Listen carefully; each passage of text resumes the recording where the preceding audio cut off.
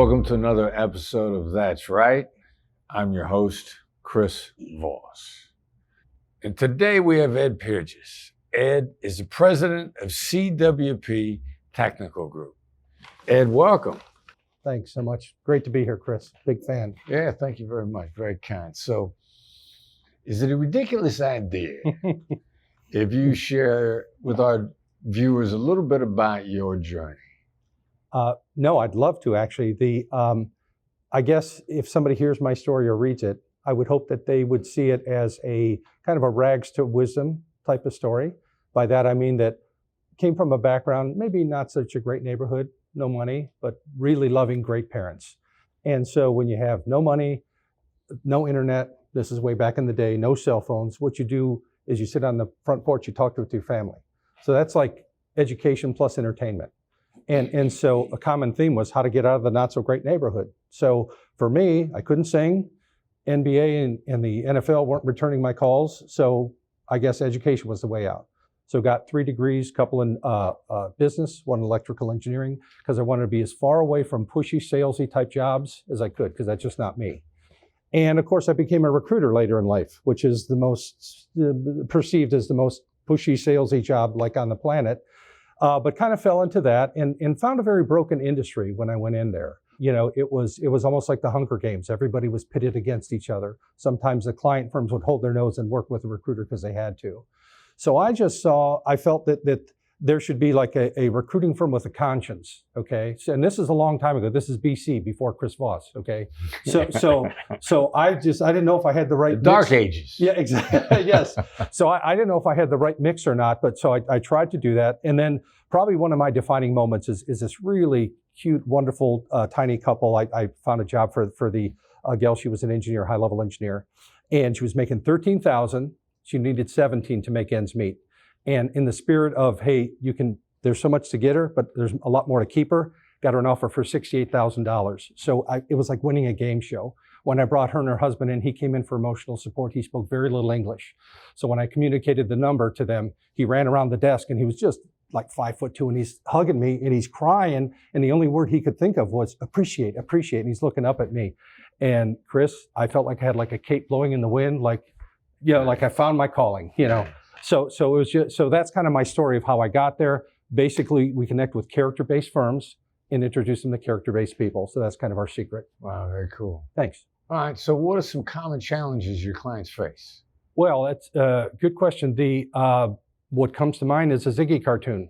I remember a cartoon where Ziggy's sitting in front of his boss's desk, and the boss says, "Well, Mr. Ziggy, we hired your resume. Unfortunately, what we got was you." So I think a lot of hiring managers feel that way. It's tough to find good people. They have all these resources, internal recruiters. They use some external recruiters as well. And they still find people are very tough to find. They're wading through all these no-fit resumes. One client said that we're drowning in resumes but starving for talent. So they're really, and it's not that they're not working hard. They're just using an outdated how to recruit business model. Back in the day, we had the food pyramid, okay? I remember from 40, 50 years ago, and on the base, it had 11 servings of carbohydrates a day, breads, pastas, whatever. It told us to eat all that. Well, we know now that's wrong, so nobody uses it. In the recruiting industry, they're still using a very broken model, a very broken pyramid, if you will. So their go-to is lots more tech tools, lots more massive amounts of messaging and messages that are turning people off. To us, we use your techniques to really help us go from one-to-many communication to just one-on-one, talk to them as people, connect with them. So that's really kind of our secret, if you will. All right, so what strategies do you use to understand your clients' needs even better? I don't know if it's a strategy. I guess it would be. I think it's more of an attitude. Back in the Old West, they used to call it riding for the brand, okay? That's where when you signed up to work for a rancher, you had a sense of stewardship, pride. You protected his interests as if they were your own. You can still live by that code. You don't have to ride a horse and rope a cow to do that. So I think that's a big part of what's missing. So we certainly do that. Obviously, another technique that we use is just our team.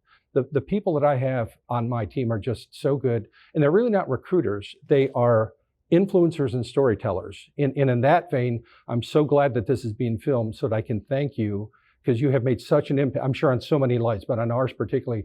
We thought we were good at this influencing stuff. And then I read your book, and you took us from kindergarten to PhDs. I mean, it was phenomenal. So we use the mirroring, the label on every day in every call.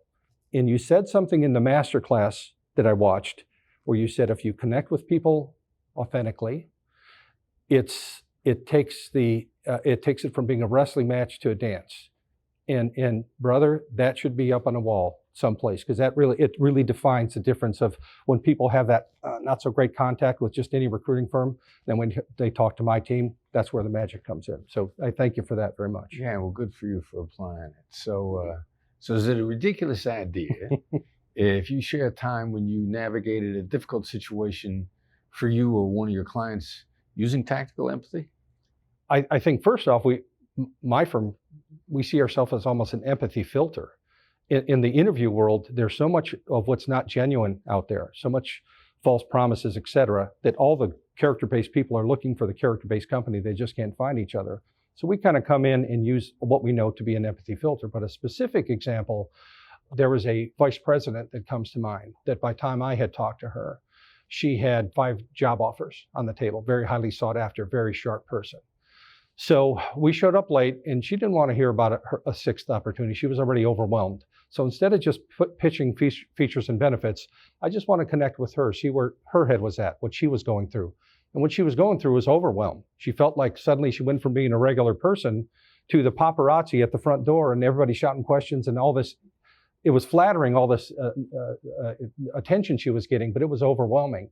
So we talked in detail about that. And then I got to that's right, when she knew that you really got where we're coming from. And then I could talk to her person to person, not recruiter to candidate. And so talk to her about her empathy. The company I had in mind for her was huge in empathy. I mean, real empathy, not plasticky.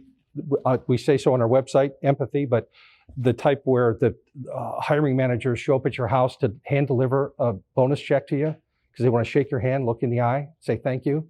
That type of empathy. So she ended up going there, and that's how we help our companies find leaders instead of the Ziggies, you know. Mm-hmm. All right. So you shared one "that's right" story, and as we know, that's right is what somebody says to you when they believe that what you've just said is a complete truth. Yes. They connect with you. They feel understood by you. They Yes. bond with you. Mm-hmm. So is it a ridiculous idea for me to ask you to share another moment? No, I'd love to. I guess the one that comes to mind is there was another highly sought after, great gentleman, super guy. He worked for this giant firm that I had talked to hundreds, probably thousands of people at this company. We've been at this for a long time. And it was well known for not treating people very well. As one of their employees told me, they treat us like fuel for making profits. So when I talked to this gentleman, he was like, it's so happy, it's so positive, so happy, so positive. And there was this recurring theme. So I said, imagine for a second, if you're not in this department, is it still happy and positive? And there was a long pause. And he said, no, I don't think so. So would it be, it seems like maybe you're bringing a lot of positivity to them and maybe not so much of them bringing it to you. Again, another long pause. And I could hear him say, that's right. And I could almost feel the finger in the air, like when he had his aha moment. And an even better one, if I may, was a engineer that was really in a very rough, almost bullying type of a situation. And she tried to leave, but they kind of bullied, pushed her back in place. And so when I talked to her, a lot of it, not about jobs, or just about life. When we're talking to her about where her mind is at, it was all about her kids. So I said, okay, would you die for your kids? And she said, of course, any parent would. Okay, would you live for your kids? And she said, I don't know what you mean by that. So, well, they're watching you every day. You're programming them. And it seems to me like you want to program your kids to go for it, not to settle. And Chris, that's right, it wasn't a finger, it was a fist pump. And that woman went from kitten to tiger like that. And that's the most rewarding part of my job. You see people becoming, their own hero in their own life. And she never looked back after that. Amazing. Nice.